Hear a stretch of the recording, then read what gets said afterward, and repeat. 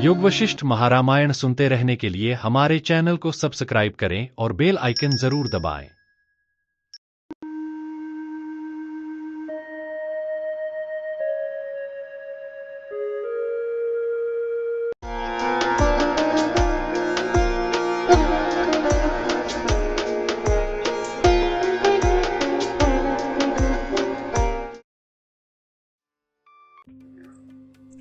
निर्वाण प्रकरण सर्ग 61।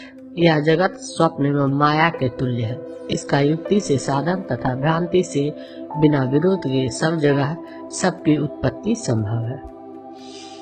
दृश्यमान यह जगत यदि परमात्मा की स्वप्न सदृश भ्रांति कल्पित एक विभूति ही है, तो ब्रह्मा आदि की दृष्टि में वह स्वप्न के सदृश भ्रांति ही अवभाषित होती है और हम लोगों की दृष्टि में तो वह स्वप्न के सदृश भ्रांति नहीं भासती, किंतु दृढ़तर सत्य रूप ही भासती है।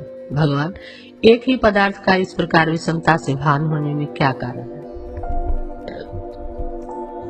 यदि इस पर कहे कि दीर्घ काल से चले आने के कारण हम लोगों को सत्य रूप और दृढ़तर अनुभूत होती है, तो वह भी ठीक नहीं है, क्योंकि फिर भी ब्रह्मा आदि को, जिनकी आयु 2 परार्ध वर्ष की है, हम लोगों की अपेक्षा संसार की चिरकाल तक अनुभूति होने से उसमें सत्यता और दृढ़ता की और भी अधिकता होने लगेगी। इस आशय से श्री रामचंद्र जी पूछते हैं, हे मुने, जैसे हम लोगों की दृष्टि में स्वप्नकालीन नगर, राजधानी एवं देश भ्रांति रूप है, वैसे ही यदि हिरण्यगर्भ आदि की दृष्टि में देह धारण और उसकी उसी प्रकार उत्पन्न हुआ यह समस्त जगत असत रूप भ्रांति ही है, तो हम लोगों को ही इस प्रपंच में दृढ़तर सत्यत्व बुद्धि क्यों होती है और उन्हें दृढ़तर सत्यत्व बुद्धि क्यों नहीं होती?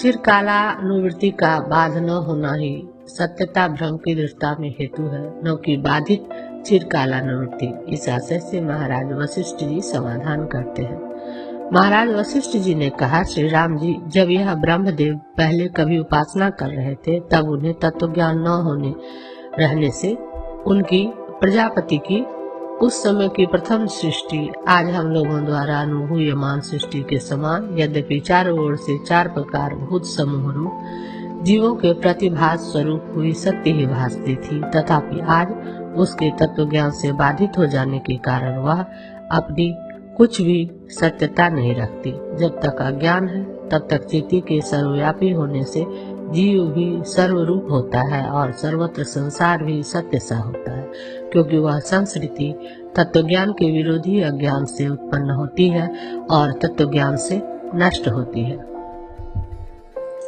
इसलिए हिरण्यगर्भ को यह जो तत्व ज्ञान से बाधित स्वप्न तुल्य यानी सुंदर प्रपंच का प्रतिभास उत्पन्न होता है, वही अज्ञानी हम लोगों को अहंता बुद्धि से एक रूप होता हुआ अत्यंत दृढ़ होकर स्थित है। शंका हो कि तब प्रजापतियों को तत्व ज्ञान से स्वयं कल्पित प्रपंच की शीघ्र विनाशिता का अनुभव क्यों नहीं होता, तो भोगजनक अदृष्ट ही उसमें प्रतिबंधक है। इस आशय से समाधान करते हैं, जिस प्रकार सो रहे पुरुष को स्वाप्निक भोगों के जनक कर्मों के से प्रतिरुद्ध होने के कारण स्वप्न में विद्यमान भी शीघ्र विनाशिता नहीं दिखाई पड़ती, उसी प्रकार हिरण्यगर्भ के समष्टि स्वरूप रूप इस जगत में पद्मजों को विद्यमान शीघ्र विनाशिता का बोध होने में भी भोगजनक अदृष्ट ही प्रतिबंधक दिखाई पड़ता है। श्री रामचंद्र जी इस शयनस्थ पुरुष को अनुभूयमान यह प्रसिद्ध हम तुम आदि समस्त जीव जगत स्वरूप स्वप्न जैसा ही यानी अनादि अनंत प्रवाह रूप है, वैसा ही प्रजापति का भी स्वप्न है। माना कि प्रजापति का समष्टि स्वप्न भी वैसा ही है, उससे प्रकृति में क्या आया? इस पर कहते हैं, जो स्वाप्निक पुरुष से उत्पन्न हुआ है वह उसी प्रकार स्वप्न पुरुष रूप है। जिस प्रकार आम के बीज से उत्पन्न हुआ आम का फल आम्रा बीज रूप ही है, कोई दूसरा नहीं, वैसे ही स्वप्न पुरुष से उत्पन्न हुआ जीव जगत रूप संसार भी स्वप्न पुरुष रूप ही है, दूसरा नहीं। ऐसा ही सही उससे भी प्रकृति में क्या आया? इस पर कहते हैं, श्री रामचंद्र जी, असत्यभूत मना कल्पित स्वप्न पुरुष से जो उत्पन्न किया जाता है वह भी असत्य रूप ही उत्पन्न होता है। इसलिए जन्मांतर, स्वर्ग, नरक आदि अर्थ क्रिया समर्थ भी असत्यभूत अर्थों में दृढ़ सत्यता की भावना करना युक्त नहीं है, यह जानिए। भद्र, चूंकि वह भावना युक्त नहीं है, इसलिए स्वप्न पुरुष से उत्पन्न जो असत पदार्थों की भावना है, दृढ़ सत्य रूप से प्रतीत हुई भी वह छोड़ ही देनी चाहिए। हम लोगों को भी स्वप्न में जिस सृष्टि का भान होता है उसमें उस समय दृढ़ रूपता का ही भान होता है, अर्थात उस समय उसमें मिथ्यात्व बुद्धि नहीं होती, इसलिए उसकी सत्यता नहीं मानी जाती। ठीक वैसी ही स्थिति हिरण्यगर्भ के समष्टि स्वप्न रूप सृष्टि की भी जानिए। प्रजापति संबंधी सृष्टि की दृढ़ काल स्थिति स्वीकार कर यह सब कहा गया है। वस्तुतः उसकी दृढ़ता भी हरिश्चंद्र के स्वप्न की दृढ़ता की नाई थोड़े समय तक भी हो सकती है, यह कहते हैं। वस्तुतः वर्षाकालीन जल प्रवाह की नाई निमेष मात्र के लिए ही प्रजापति का यह सृष्टि स्वप्न सामने स्थित है और निमेष मात्र स्वरूप ही इस स्वप्न में कल्परूपता की केवल कल्पना की गई है। प्रजापति की नाई सबको अपने अपने स्वप्नों में उस समय दृढ़ प्रपंचता का भान होता ही है। जिस प्रकार प्रजापति को सृष्टि नामक दृढ़तम स्वप्न का प्रतिभास होता है, उसी प्रकार सब प्राणियों में प्रत्येक को दृढ़ स्वप्न का प्रतिभास होता है। जिसकी प्रसिद्धि चिति के अधीन ही है, ऐसा दृश्यत्व मिथ्यात्व में ही प्रयोजक है। वह दृश्यत्व हम लोगों की स्वाप्निक सृष्टि तथा हिरण्यगर्भ की स्वाप्निक सृष्टि में समान है। जिस प्रकार द्रवत्व के कारण आवर्त रूप परिवर्तनों से जल प्रस्फुरित होता है, उसी प्रकार चिति तत्व के अस्तित्व से यह सृष्टि की परंपरा प्रस्फुरित होती है। श्री राम जी, जब यह सृष्टि शोभा स्वप्न स्वरूप ही है, तत्वतः सत्य रूप नहीं है, तब सर्गादि के साथ वह प्रजापत्य पद भी प्रलय में ही चला गया, यानी असत्य अत्यंत असत्य रूप ही हो गया। इसलिए न निरोधो न चोत परिवर्तन, बद्धो न चौ साधक, न मुमुक्षुन व मुक्ति रिक्तेशा परमार्थता।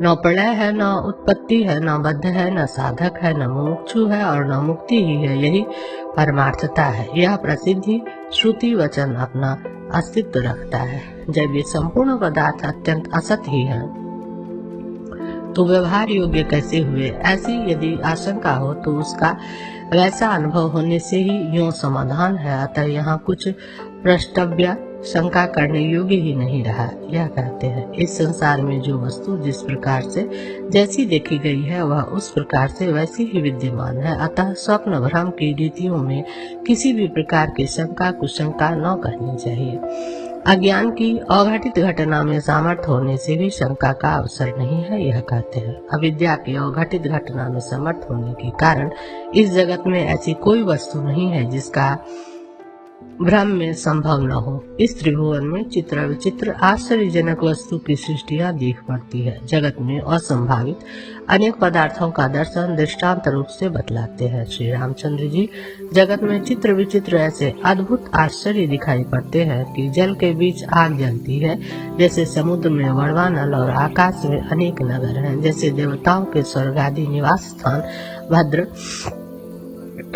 देखिए, जैसे शिलाओं में कमल उत्पन्न होते हैं, हेमाद्री पर्वत में मृतिका रहित प्रदेश में वृक्ष उत्पन्न होते हैं, कल्पतरु में एक देश में संपूर्ण पुण्यों के फलस्वरूप वांछित पदार्थ रहते हैं, जैसे वृक्षों की नाई शिलाएं चिंतामणियों के गुच्छे फैलती है, शिलाओं के भी भीतर प्राणी रहते हैं, जैसे शिला के मध्य में मेढक, पत्थर से पानी बहता है जैसे चंद्रकांतमणि के पत्थर से, और स्वप्न में क्षण भर में ही यह घट पट रूपता को प्राप्त हो जाता है।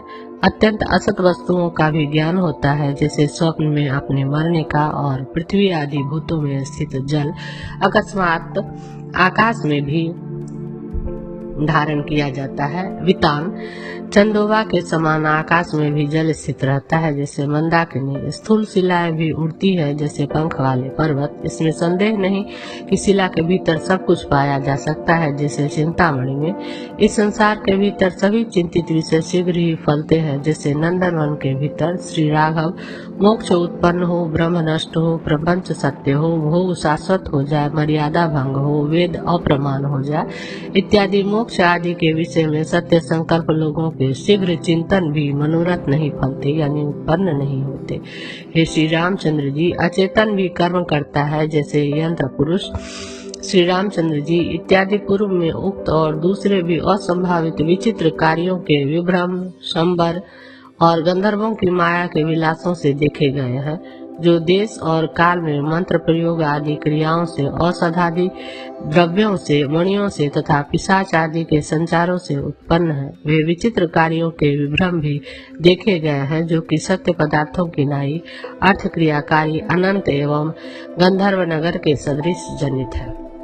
यहाँ दूरत्वादि देश में चंद्रमा का प्रादेशिकत्व आदि और काल में औत्पातिक नभा कबंध आदि विभ्रम उदाहरण समझने चाहिए। इस समय असंभव भी यह ब्रह्मांड नाशादि भविष्य में संभव हो जाता है और इस समय संभव भी सृष्टि रूप स्वप्न विभ्रम प्रलय एवं तत्वबोध में असंभव होता हुआ स्वरूप विश्रांति के लिए समर्थ हो जाता है एवं ब्रह्म रूप से देखने पर असत्य कुछ भी नहीं है और जगत रूप से देखने पर तो कुछ भी सत्य नहीं है, यह फलित हुआ। श्री रामचंद्र जी, ब्रह्म रूप से देखने पर वैसा कुछ भी नहीं है जो सत्य न हो और जगत रूप से देखने पर वैसा कुछ भी नहीं है जो असत्य ही हो, असत्य ही न हो। सृष्टि नामक हिरण्यगर्भ के इस स्वप्न में सर्वत्र सबसे सब कुछ होता ही है। जिस प्रकार स्वप्न में निमग्न बुद्धि प्राणी वस्तुओं की स्थिरता ही देखता है, उसी प्रकार सृष्टि रूप स्वप्न में भी निमग्न बुद्धि विषयों की स्थिरता देखता है और संसार में अत्यंत स्थिरता बुद्धि रखने वाला यह जीव एक भ्रम से दूसरे भ्रम में और एक स्वप्न से दूसरे स्वप्न में जाते हुए मोह को प्राप्त करता है। श्री रामभद्र जैसे मुग्ध मृग गड्ढे में गिराने वाले अपने मोह रूप दोष के एक गड्ढे में गिरकर पुनः दूसरे गड्ढे में गिरता है, वैसे संसार में गिरने वाले राग द्वेष आदि से मूढ़ यह जीव, जिसका गिरना ही एक स्वरूप है, मृग की तरह बीच में से निकल सकना संभव है ही नहीं, ऐसे मोह में यानी देहादि रूप गर्त में प्रवेश भ्रम को प्राप्त होता है। 61वां सर्ग समाप्त।